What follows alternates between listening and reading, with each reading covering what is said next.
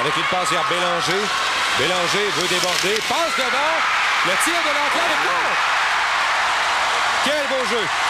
Et quand je te parlais, Martin, de lecture de jeu, bien sûr, tu en as vu un très bel exemple de ça. On est entré en territoire offensif. On a attiré la défensive des Castors derrière le but. Tout le monde regardait le porteur du disque. Par la suite, on regarde ici. Tout le monde regardait derrière le but. Tout le monde s'est faufilé. Un joueur des Remparts bien placé dans l'enclave. Bon tir. C'est le très beau jeu de la part du numéro 19, Olivier Bélanger, là-dessus. Il n'y avait pas beaucoup de chance pour le gardien Théberge. Hein? C'est son deuxième à Jason Breton. Ouais. C'est lui qui a marqué le premier but à supériorité numérique. Et là, Bélanger lui vient de lui servir une savante passe. C'est son 6e but du tournoi. Jason Breton, le joueur de centre du 3e trio.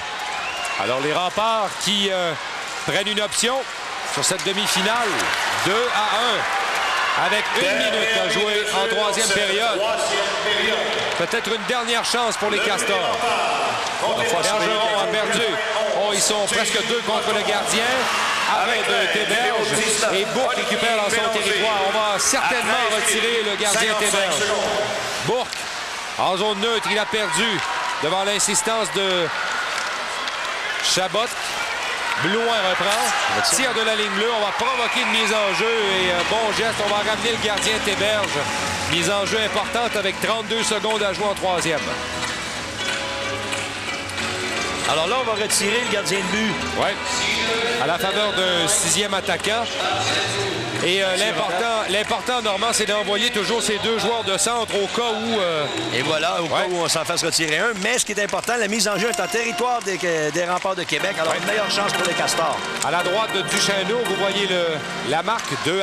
C'est gagné par les Remparts. Et Duchesneau va cueillir une rondelle et provoquer un autre sifflet. Les Remparts, c'est une bonne équipe en défensive. On l'a vu aujourd'hui. Très, très bon à 1 contre 1. Les défenseurs et les avants. Les avants se sont repliés tout au long du match. Les défenseurs travaillent bien. Mais les Castors ont donné de très bons élans. Ils ont raté, Martin, trop de chances, d'opportunités. 2 échappés, notamment en 3e période.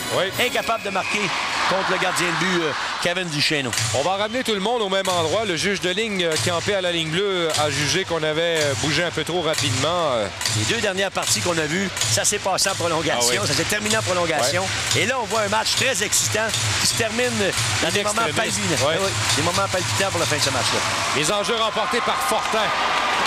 Chabot-Maltais, dégagement annulé par Chamberlain avec 22 secondes au cadran. 2-1 Québec.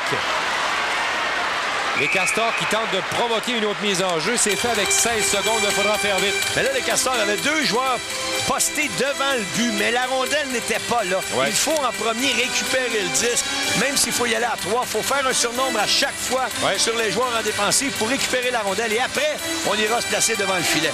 Et Kevin Duchesneau, mine de rien, lui a eu un excellent match, a fait des arrêts au moment opportun, comme j'ai mentionné tantôt, surtout sur les 2 échappés en début de 3e période. Mise en jeu gagnée par les Castors. Ça va, Leblanc. Le tir de Leblanc.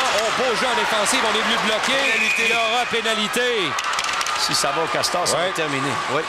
Castor, voilà, on a donné un coup d'épaule. Alors, avec 10 secondes, on va se priver d'un homme sur la patinoire. On vous rappelle, mesdames, messieurs, qu'après cette partie, on vous présentera le joueur du match, Ameublement Tanguay et Sherwood. On revoit la dernière infraction. Le coup d'épaule était sans équivoque. À la ligne bleue, évidemment, on met de la pression du côté des Castors pour tenter de garder la rondelle en territoire offensif. Les Remparts ont très bien agi. Ont constamment mis un homme en pression sur le porteur du disque. Et c'est évidemment ce qu'il faut qu'il fasse, ce qu'il faut faire, ne pas donner d'espace aux joueurs en offensive. Faudra faire vite. 10 secondes. Perron contre Chabot, c'est gagné par Chabot. La rondelle est prise par Chabot-Maltais. Dégagement annulé au vol par Bourque. Tir du revers et arrêt du gardien. Et c'est terminé. Victoire des Remparts de Québec qui passeront à la finale de la Coupe du Québec. Ils vont affronter le gagnant du match, Victoriaville-Hall. Match qui va se jouer par la suite. À la suite de ce match-là, on va les affronter dimanche demain à 16h.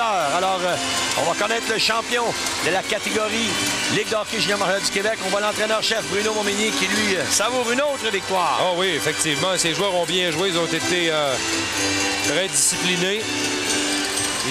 Ils ont exécuté autant en défensif, tu le disais, qu'en attaque. Hein. C'est une équipe qui exécute très bien. Très bonne équipe, comme tu l'as mentionné. Et surtout, comme je l'ai mentionné plus tôt, ce que j'ai aimé, c'est l'unité de 5. Ils jouent bien en équipe. C'est pas seulement une équipe où il y a des vedettes qui traînent l'équipe. On s'arrête pour une pause. Marque finale, victoire de Québec 2-1 sur Sherbrooke. Vous regardez la 43e édition du championnat mondial de hockey Pee-wee à RDS.